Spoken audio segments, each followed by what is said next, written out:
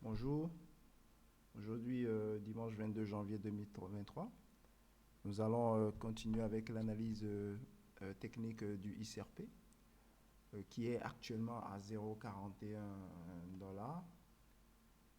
Et tout de suite, nous allons voir les différents graphes pour voir l'évolution des prix. Alors, nous allons tout de suite mettre en place notre charte.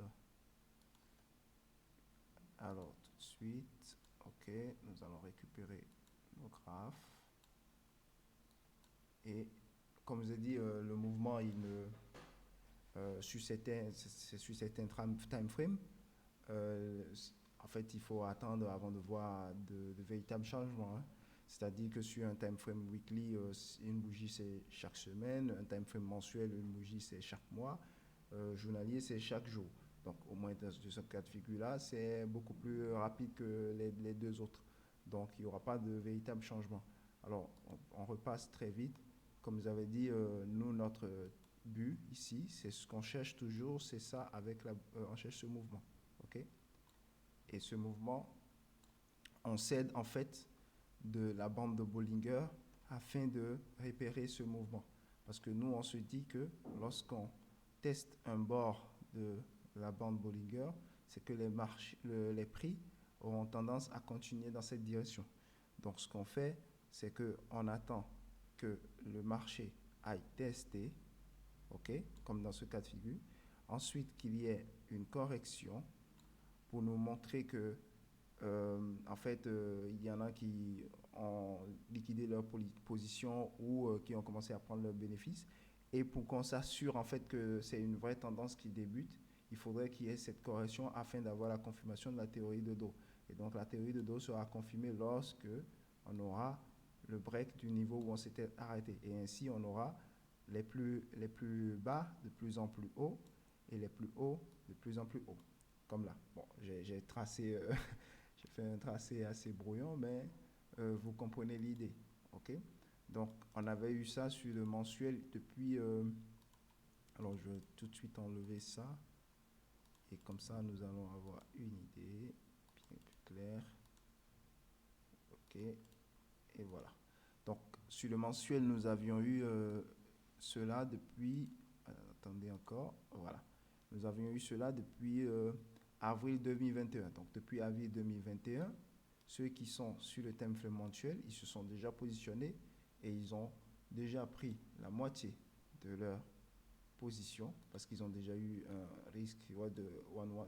Donc, ils se sont déjà protégés, ils ont coupé la moitié. Et donc, la seconde moitié, c'est ça qui travaille actuellement. Et pour le moment, eux, ils n'ont pas été invalidés de leur tendance. Donc, ils sont toujours là et ils n'ont pas besoin de prendre de nouveaux risques. Après, vu qu'ils ont déjà pris la moitié normalement, ils peuvent décider de recharger encore, mais ce ne sera plus sur le graphique mensuel. Il faudra qu'ils descendent dans des unités de temps un peu plus petites euh, pour pouvoir prendre de nouvelles positions. Sur ce, nous allons descendre sur le time frame mensuel, ok? Et nous gardons à l'esprit que nous cherchons toujours ce scénario, ok? Ça, 1, 2 et 3. Oui, ce scénario. Et là, actuellement sur le graphique, oh pardon, j'avais oublié d'éteindre le pinceau. Ok, on retire ça, voilà. Et sur le graphique, weekly, pardon, on a le scénario qui est déjà là. On a commencé en juin jusqu'en septembre. On a testé la bande supérieure de la Bollinger. Ensuite, on a commencé à retracer jusqu'au début de ce mois de janvier. Et là, on a commencé à monter. Ce qu'on espère, c'est qu'on aille breaker cette zone. Oups, pardon. Attendez. Je vais utiliser la ligne. Comme ça va être plus simple. Qu'on aille breaker cette zone afin de pouvoir nous positionner. Et ainsi, on aura notre scénario qui sera mis en place. OK? Donc, pour le moment, on a le début, on a les deux premières parties, il nous manque que la troisième partie pour valider le scénario. Et si vous voyez par contre ce que je disais, si vous comparez euh, XRP avec le Bitcoin, vous allez voir que XRP il est en avance sur ses mouvements par rapport au reste du marché parce que lui il a testé sa borne supérieure depuis le mois de septembre et c'est maintenant que c'est cette semaine-ci que le Bitcoin est en train de tester sa borne supérieure. Donc ce qu'on va espérer par exemple sur Bitcoin, c'est de pouvoir on vient de tester la borne supérieure, donc on va espérer un retracement jusqu'à ce niveau, au pouvoir un peu plus bas, mais sans aller casser le dernier plus bas ici. Et ensuite, ça. Donc, une chose est sûre, sur Bitcoin, il faudra s'attendre à avoir encore quelques bougies rouges, c'est-à-dire une correction à ce niveau, avant que le marché ne continue. Il ne pourra pas partir sans faire cette correction-là.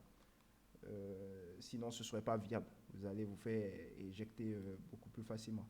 Et si on regarde le même cas de figure, par exemple sur Ethereum, on n'a pas encore testé cette borne. Donc, on y arrive.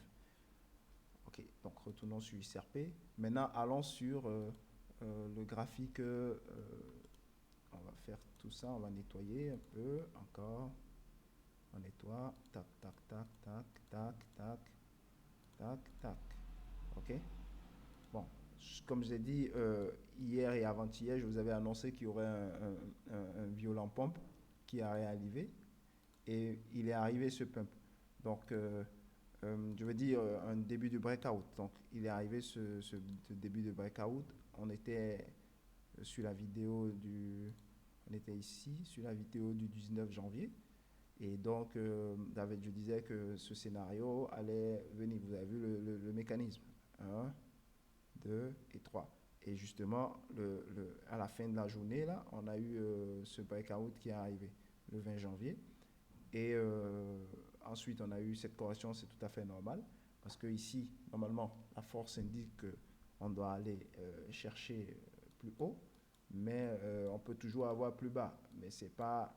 Je veux dire, nous, si ça arriverait que le marché se renverse, mais ce n'est pas notre faute parce que nous, on a suivi exactement ce qu'on devait faire et on doit espérer notre résultat. Après,